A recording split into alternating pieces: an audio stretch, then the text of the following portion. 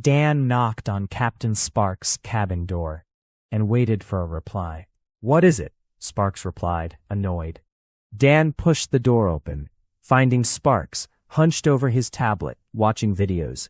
"We have a couple of problems that I thought I should bring to your attention, sir." Just tell me.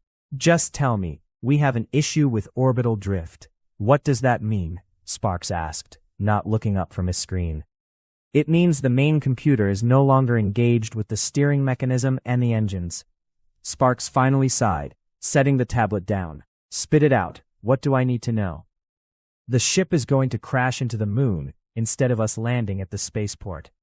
"And you're 100% sure of this?" "Well, I think so," Dan answered, shuffling his feet without a lot of confidence. "How long until we crash into the moon?" "Give or take a day," Dan replied. "And the other problem? We have an alien life form loose on the ship." Sparks threw his hands up. "Is it friendly?"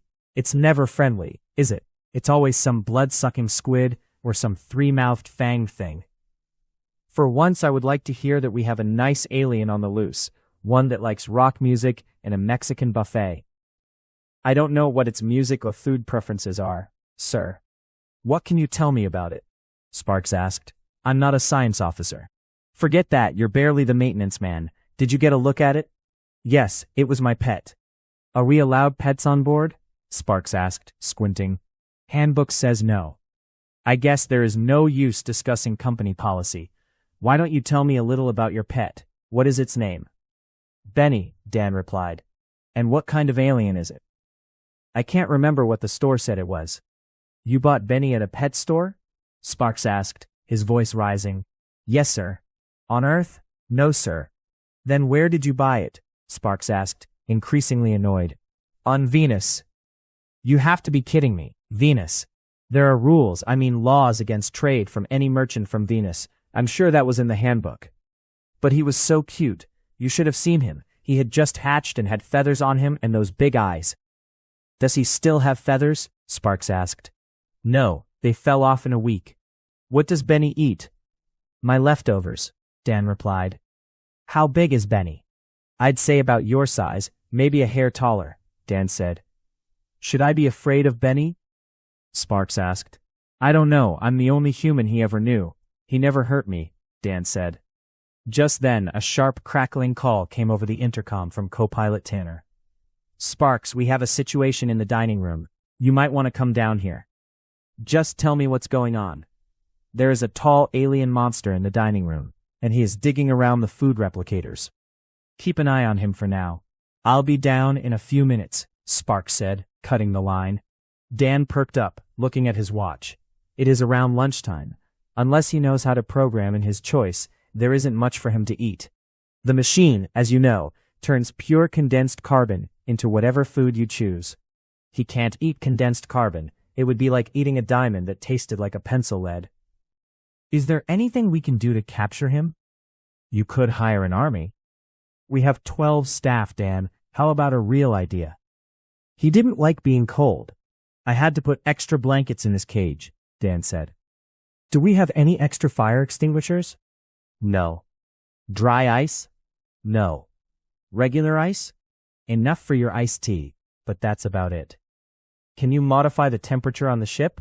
Cool it down a bit?" "Yes, but if we get too cold, it messes with the hydraulics." "Do you have any good news, Dan?"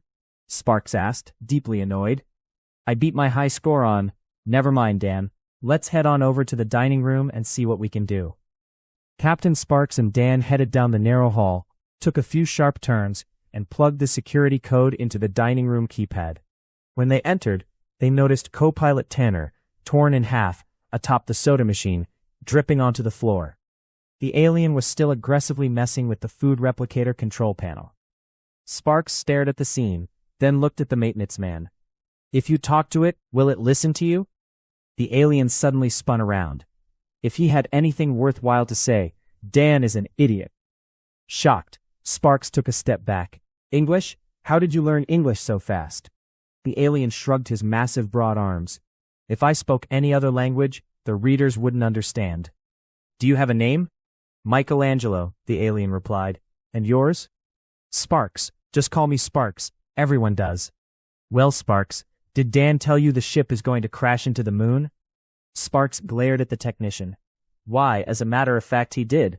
What he failed to tell me is that you can speak. Not his fault. I chose not to engage that nitwit in conversation, Michelangelo replied with a toothy grin. How do you plan to address our dire condition? What can I do? Sparks asked. Did you try calling anyone for help? The alien asked. No, I figured Dan could fix it, Sparks replied. Dan is an idiot. He can't even clean my cage. I can certainly make a call or two, Sparks said, scratching his head. Any ideas who I should call? Who owns this old bucket of a ship?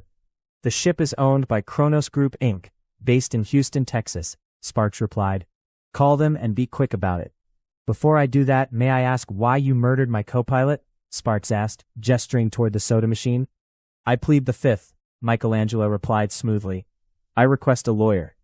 Sparks scoffed. Why? Are you guilty of something? You think so?